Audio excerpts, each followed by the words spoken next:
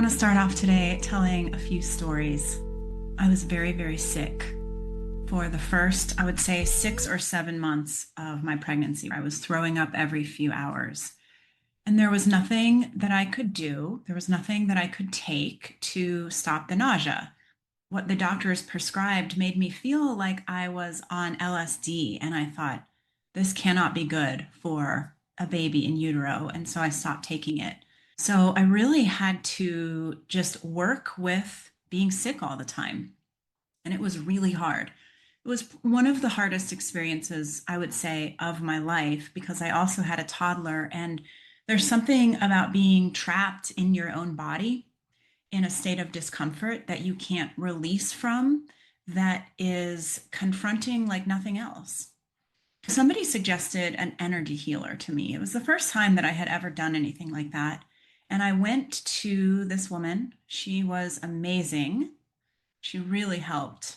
She said, "Do you want to know what the sex of your baby is?" And I said, "Okay." Now, we had decided not to know the sex of the children when they were born. We didn't want to know. We wanted it to be a surprise. But I thought, whatever, this lady has a 50% chance of getting it right. And who knows if she's even going to get it right. So I said, "Yeah, what's the sex?" And she said, "Well, it's a little girl, and she is very happy to be with you again.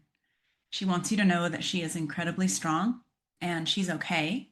But the nausea that you're experiencing is because you haven't let her soul fully settle into her body." And I thought about that, and I knew on some level that that was true because, in part, because I had already had a child, I knew what was coming. And I was a very overwhelmed mother of infants, and I wasn't very happy being pregnant. It just wasn't a fun experience for me the first time. And then, of course, not being able to sleep and the birth story itself of my first daughter, it was a lot. And I was very filled with fear about the second time around, with a lot of thoughts of like, how am I going to do this? It's going to be even harder with two. And I think a lot of mothers might be able to relate to stories like that they have in their experience. And when she said I hadn't let this soul settle in, I said, "Okay, I can see how that would be." And so she did some work and I did some work and the nausea stopped. I kid you not. Now, that was in the back of my head that I had been together with this little soul before. And I didn't really know what that meant. This was many, many years ago. And I was only just at the very beginning of my spiritual awakening. We'll call it that. So, fast forward, my daughter arrives and it's great and it has its challenges, but all said and done, I am so delighted to be with this child. And I felt it in the same way that I felt with my first child, that there was an automatic connection, just an automatic knowing how to connect with this child, what she needed from me. And so when my daughter was, I would say 2, she would say, "Mom, do you remember when you were my cat?" And I said, "I was your cat?" She said, "Yes, I was a very old lady and you were my cat and I loved you very much." I said, "Really? Tell me more." And she would tell me stories about how loved I was as her cat. Now, that always stuck with me. Fast forward even to a few weeks ago, I brought that story up and I said, "Do you remember that you used to tell me that I was your cat?" And she said, "Yeah, I do remember that. And you were my cat." Okay, so the reason that I'm telling you this story is that we have so many of these kinds of things that will show up for us in our lives. Now, we're trained to look at that like, "Oh, that's so cute," or "Oh, what a coincidence," or "Oh, what a little synchronistic thing." But if you begin to look back over your life at things like repetitive dreams, conversations that you had with your children when they first came in, when they were as connected to that pure source energy as they could possibly be before the world started to condition them into how to be a human, there's a lot of information. There's a lot of very interesting breadcrumbs that can tell you about perhaps some of your soul lineage or the places that you came from before, past lives. And I've read for a lot of you and done readings, and we can look in your astrology chart and get a sense of some themes from past lives. Although in astrology, it's harder to dial into the specific details of like, you were somebody's cat. But we can get some really good ideas about what that means. And so this is leading me into today's talk. I want to talk about Lionsgate. Now, this is something that we hear a lot about. I jokingly call it an Instagram holiday because the first time I ever heard about it was on Instagram, and spiritual teachers, astrologers, what have you, will make a big deal out of Lionsgate. And it supposedly happens exactly on August 8th, so 8/8. Although the more research that I've done about Lionsgate, the more that I really understand astrologically what it's about. And it is connected to a flooding of new information, metaphysical information, perhaps even connected to past lives, that is available to us every August. And it is a series of days. It's like a portal, it's not just one day, but I'm going to talk about that today and share a little bit about this particular Lionsgate in 2025 as I'm filming this. If you're listening to this sometime in the future, just think back to 2025. You know, this is always a good exercise for us when we can go back into our past and make connections. And in fact, I think we make better connections when we're looking at things historically, because we can say, well, what was happening in 2025? Oh, right. Oh my God, this was happening. I was doing this in August. So know that this is an evergreen teaching. My name is Natha Perkins of Electra Astrology, and I teach astrology, not just sun signs. You know, I am interested in the astrological, psychological, spiritual aspect of how each of you and myself are evolving as souls in these human bodies. There's so much information that is available to us about knowing the self, but we have to be tuned in to know. And a lot of times we need a teacher or somebody to say, oh, wow, I hadn't thought about it like that, which is why I always suggest finding mentors. A lot of these teachings that I release on podcasts, our narratives, and on YouTube are meant to just meet you exactly where you're at. You can get in there and whatever video calls your attention, give it a listen. These teachings can also be listened to over and over because new information will open itself up to you. It's almost like a magical house where you keep walking into different rooms and seeing different things. And this is all about personal exploration so that you can feel better and enjoy this life more and make connections about why you're here and why you decided to incarnate on the planet at such a potent time of transformation. There's a reason for that. If you like my style and you want to book a private reading with me or work with me privately, you can find me at electraastrology.com.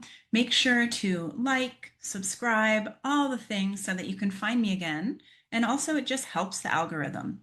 So let's talk a little bit about this thing called Lionsgate. I'm going to share my screen with you because I want to show you the charts of this just to give you a visual. And of course, if you're listening on the podcast, I will walk you through it verbally, no problem. By the way, I do a weekly astrological forecast. It's released every Sunday or Monday if you want to talk about the current astrology of the week. That's called The Path Ahead. And then I also have a series called Astrology for Awakening, where I go through all of the facets of all of these sun signs. You do not have to only look at your own sun sign. I would recommend looking at all of the teachings because we each have all of these aspects and archetypes in our charts and we feel it. All right, so what you're looking at here is a map of the zodiac, and we're looking at the star Sirius. Sirius is about 2.5 times the size of the sun in our solar system, and it is one of the brightest in the sky. This timing in August is when we can watch Sirius rising on the horizon. And the ancient Egyptians actually knew that when they could see this star Sirius rising, that it meant that the Nile was going to flood. And when the Nile flooded, it meant that they were going to have abundance. Their crops were going to grow. So this was always a really important time for the Egyptians. And the reason that we can see it is because the sun is in Leo. And so that means that the sun is rising right behind Sirius, which means that we can see Sirius on the horizon. It's still dark enough. Other times of the year, because of when the sun is rising, Sirius is not even visible. So there's something really potent when we're looking at things that are on the eastern horizon. This is the rising sign. Everybody who knows their chart knows that there's a rising sign, and that means how you show up, what it looks like, how you're perceived. So think about the sun as it rises, and every morning the sun rises in a different fashion. Sometimes it's too cloudy to see the sun. Sometimes it gives the most magical, spectacular sunrise. Sometimes that sun just pops up and it's bright and there's no sunrise colors. Essentially, when the sun rises, it's always a new story. And so anything that pops up over that eastern horizon brings us a new story about something.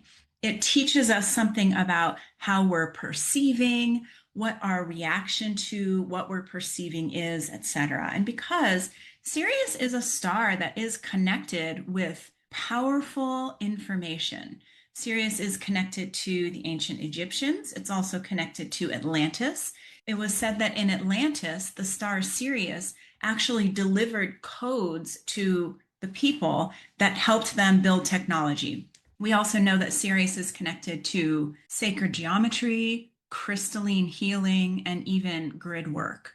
So if you have ever felt like you had past lives in ancient Egypt or in Atlantis, or even to some extent Lemuria, some great books to check out are by Sarah Breskman Cosme. You can find her books on Amazon. She is also on Instagram.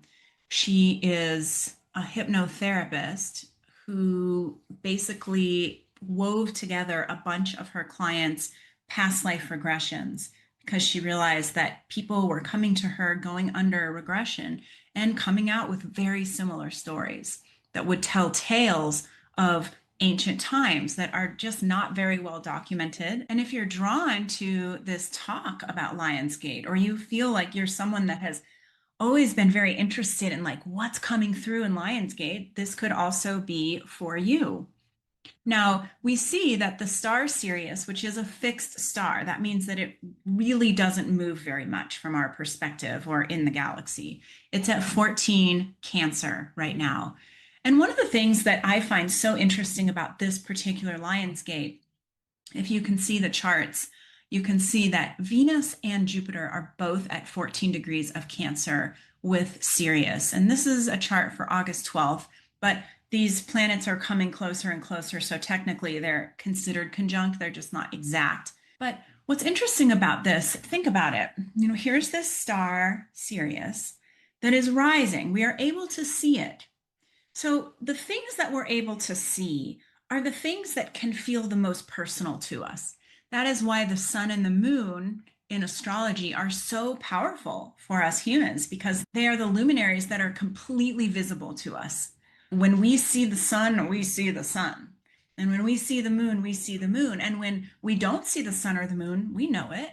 We talk about it. Like, where's the sun? It's cold. Wow, it's really cloudy today. Or look at the moon. It's so beautiful. It's so big. I mean, how many times have you stared in awe at the moon? Or have you been so excited to just sit in the sun and feel the rays on your skin? So when we can see planets, which, by the way, we can see Venus, we can see Mars, we can see Mercury, we can, to some extent, see Jupiter and Saturn, but we cannot see with the naked eye Pluto, Uranus, Neptune. Those are outer planets. And so the ones that we can see are the ones that always feel the most personal. So when we're able to see the star Sirius, there's something about that information, those codes, those downloads, that becomes really personal. And then the fact that this year it's hanging out in the sky with both Venus and Jupiter, which are considered benefics. They are the planetary energies that will bring us more of what we want. In the case of Venus, we're looking at our values, and you've heard me talk about Venus a lot. Venus is about abundance and love and desire and passion. Venus represents touch and the way that things feel and smell. And there's a lot of pleasure energy that comes through with Venus if we are awake and aware to it. So that's one of the things that I want to say is that this is a time when being awake and aware to your experience is extra important. And in order to do that, we have to practice being in the present moment. I always make you guys practice this, so let's do it.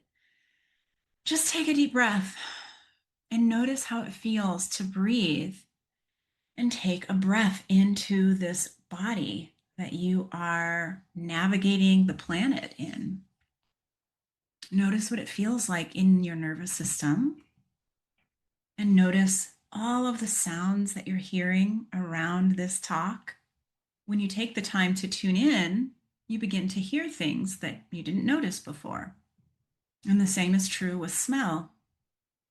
Begin to notice, oh, I can smell a faint waft of perfume, or somebody was toasting bread. And the reason that this is important is because we are so mind centric that all the information is always up here in the head, and we're missing really key important parts of our experience. And when we get fixated on all of the mind stuff, the chatter, the to-do list, the conversations that we've had with people, even like the superficial energy that you go into when you meet somebody. Like you're walking your dog and you're like, I'm walking my dog, I'm relaxing in my walk. And then, oh, hi, how are you? Somebody walks up and you go into the autopilot, smile, hello, how are you? How is your day? What a cute dog. It's like you totally lose touch with your presence. And the same is true when somebody walks into the kitchen and you're standing there. Hey, how's it going? Did you sleep well? And that's part of being human, right? We're getting pulled out all the time, and we are getting pulled out by our screens, by headlines. We're getting pulled out by memories and fears about the future. You know, we get very distracted by things that are like junk food, junk for the mind. And that junk for the mind keeps us from understanding what the downloads are that are coming in. So, a time like this, when we are getting such a pointed portal into new important downloads, it's really important to be tuning into the present moment and be noticing, like, wow, the petals on that flower are so beautiful. They are in perfect repetition, in perfect design that repeats perfectly throughout the whole big flower. And we have hydrangeas in our garden this year. And I don't know if you've ever spent any time with hydrangeas or really any flower, but maybe that's some homework for you to go out today and spend a few moments with a flower, just looking at the absolute beauty of the flower. And it's funny that I'm mentioning flowers because that's sacred geometry right there. So when we take time to tune in to these things that are connected, in this case to Sirius and Venus, Venus is all about beauty. It connects us in. It's like we plug into that stream of consciousness that is available because we are evolving. Like I said, it's important to pay attention to the information that's coming through. Like when you pay for a class and you don't listen to any of the teachings or you never show up for the class, like, okay, so you got nothing from it. And with the astrology of right now, it's like, ooh, but I want something from it. I want to know what these downloads are that are coming to me. I want to know how to connect. And I think that connecting with things in nature is really profound. I'm in a group right now. It's called Elementorship. And we've all been discussing back and forth various ways that we're connecting in with our insight, with our source connection, with the elements, the elementals. And it's really brought up some beautiful stuff. We've been talking about connection with trees, and everything is a sentient being. Trees and flowers, they will speak to you. So will water, so will clouds, so will animals. And this is part of us getting oriented in this new way of being on Earth, where the invisible realms are starting to become more visible to us if we're paying attention. Now, we'll see a lot of people in the planet not paying attention, and they're still very much in what we could say is like an old way of being. Some people would, some teachers would call it like 3D, but we're not going to label it. I always say we all come in to experience different things. And so if you're listening to this teaching, you're probably here looking to evolve spiritually and understand your own connection to things like the flowers, the trees, crystals. So let's talk about Jupiter, because Jupiter is a big part of this story as well. And Jupiter is the planet that teaches us about expansion, and it teaches us meaning. With Jupiter, we are out in the world experiencing. And part of experiencing is in being present. And I think of Jupiter and I think of like a big sprawling market where you're walking and every stand has something different on offer. And in the meantime, there are dogs running around, there's strollers and kids, there are people everywhere, there's the smell of coffee in the air, there's the hot sun coming down on you. You know, it's very chaotic. And at the same time, everything is an experience. So where Venus is like everything is a physical experience. What am I smelling? What am I hearing? How does the air feel? Am I experiencing pleasure? What do I need to do to experience more pleasure and less of whatever is actually happening? Jupiter is like, take in the whole experience, be in the middle of that market and just look at everything going on around you. So we learn a lot from these planetary energies. And as they're conjunct with the star Sirius rising, and I really want you to get this. Now, you may not be up and awake at the time that Sirius, Jupiter, and Venus are all going to be visible on the horizon, because in Colorado, my chart is for Boulder, Colorado, and it is a 3:52 a.m. chart on August 12th.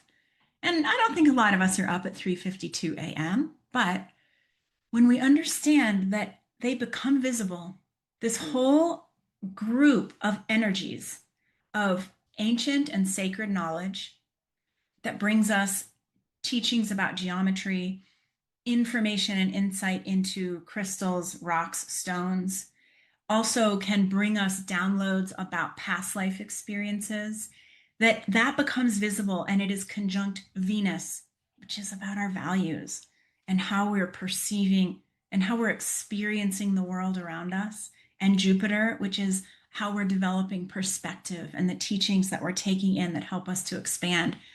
It's a really big, juicy package. And in order to get it, because you don't have to actually see it, but you can be aware that these energies are here on the planet Earth and they're penetrating if we are open to it. Now, I want to bring you back to this idea of these things that you knew when you were younger, these synchronicities, these storylines that came through that you might have dismissed. I used to have repeating dreams for probably the first, I would say, 15 years of my life. I would have tidal wave dreams where I was on the beach and there were huge waves that were coming in and they were sweeping everybody that I knew away from me, and I was trying not to get swept up in the wave. This was a repetitious dream, happened over and over. It wasn't until I was reading Sarah Breskman Cosme's book on Atlantis that I made the connection, because that was how the island of Lemuria got taken out, was by tsunamis. So, was I alive in the time of Lemuria? Who knows? My guess is probably. Were those dreams just figments of my imagination? Were those just places that my mind took me while I was asleep? Maybe, but probably they had deeper meaning. So think about these things, and maybe something is popping up into your mind right now as I'm talking. Think about these things that you remember from being young, or maybe they're even happening now, that on some level make you feel connected to an ancient civilization or an ancient time period. Or when I was sharing with you about how we were talking about trees in this group, something that I've always done, and my family has joked that I'm a tree hugger, because I'm a tree hugger. I'll see trees and I'll need to go up and touch them, and I'll need to put my hand on them. And I can feel the energy that comes between my heart and the tree. I used to just think I was kind of a weirdo, the fact that I was drawn to trees, but I understand so much more about why that was now. And I think that all of us are so deeply connected to all of these timelines and all of these sentient beings and all of these elementals. We're all so connected to them, but we have to remember. And this is a time of remembering. So you can look at Lionsgate and a little challenge every time you see Lionsgate something, either through an email or on YouTube or on Instagram or whatever. Take a second and let that be your mindfulness bell to just tune in and say, I'm open to making the connections. I'm open to remembering. So I think another really powerful way to work with this energy and really put it to use in real time, because a lot of us that are listening to this teaching anyway are what we would call maybe light workers or healers or guides or something like that. We want to take our ability to tune into these things. We want to take what we're learning and what we're remembering, and we want to pass it on in some way. And you've heard me say bridging. We are just a little bit ahead of a lot of people back there. And as we're learning these things, as our mind is opening, as we're becoming more and more aware of these connections and we're getting these downloads, we will then be turning around and giving a hand to the people behind us. Let us help you understand this. So, one thing that I think is very important to do is grid work. And this is something that is also connected to the star Sirius. And by grid work, if you're somebody that loves crystals and you want to create beautiful designs with crystals and flowers, I love that. That's great. For me, the way that I do grid work is, and I just shared this a few weeks ago, but it's worth repeating. I bless people as I'm going through the world, or I bless locations. There was a tragedy in Boulder a few years ago where a high school student who was an up and coming Olympic bike rider got hit by a car. Really sad. And his parents, his family, have set up a shrine on the side of the road. And every time I pass that shrine, I bless it. I send energy there. Every time that I see somebody that's hurting, somebody that's limping, I was just traveling and I was alone. And I noticed there were quite a few elderly people that you could tell their bodies hurt as they were walking. Every step that they took made their body contort. And, I'm very conscious. I don't want to push energy onto people without their permission. So I wasn't doing that, but I was just sending a little bit of healing energy their way. I hope your back feels better today. Hope your hip feels better today. And we all have the power to do that. It's like taking this sweet, kind, loving energy of our heart, which it's Leo season, and that's part of the sun that is going to follow in the rising trajectory, this trinity of Sirius, Venus, and Jupiter. The sun is following it. It's like the heart, which is the part of the body that the sun is connected to, which is why we say when we're looking at the sun and at the archetype of the sun in each of our charts, that it's like, this is where you're paying attention to your heart. This is where ideally you're listening to what your heart has to say. You're getting to know your heart. And the sun, who we are, we get so conditioned into looking to other people to say, who am I? Am I worthy of love? Am I worthy of attention? Am I special? Am I okay? But the work is to tune into the heart and ask the heart those questions. Am I worthy of love? Because the heart will say yes every single time. The heart doesn't lie. And so we imagine that this heart centered energy of the sun is pushing up and following and illuminating this beautiful energy of Sirius, Venus, and Jupiter. So there's so much here. And it's like, if we're going around the world sending our heart energy, our love, our healing, our desire to create a grounded, loving space, then, we're doing a very powerful thing. And in the same way that we look at this South Node, which is currently in Virgo, and we say, Virgo wants to be of service, but when we are of service in a way that makes us resentful, or we're only being of service because we want to look good, it's a distorted version of service. So as the South Node is traveling through Virgo, we're understanding like we're not being of service doing things that ultimately tick us off. Nobody wants help that is tinged in ick. People want help that's tinged in love. And with Virgo, we're learning that being of service in a healthy way means that we're doing it because it feels good. It lights our heart up.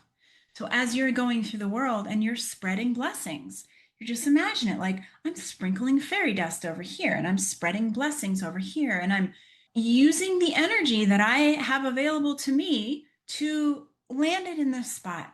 That comes from the heart. There are so many ways that we can work with this energy that I'm talking about today. And so after this talk, as you're coming back into a state of presence with yourself, just taking that deep breath, sometimes putting your hand on your heart can be a really beautiful way to just come back into contact with yourself. As you're doing that, just remember like creating intentional, quiet time to be with myself will help me to understand the beautiful information that is available to me, especially right now, and how to use it and how to really be with the magnificence of this world, of this planet. When we're distracted in the mind, we end up feeling powerless and we end up missing so much of the beauty and the magic. It's like we're not answering the phone when the magic calls. So we all have some stuff that we can practice this week after listening to this talk. And I hope that this was helpful. And I'll see you all soon.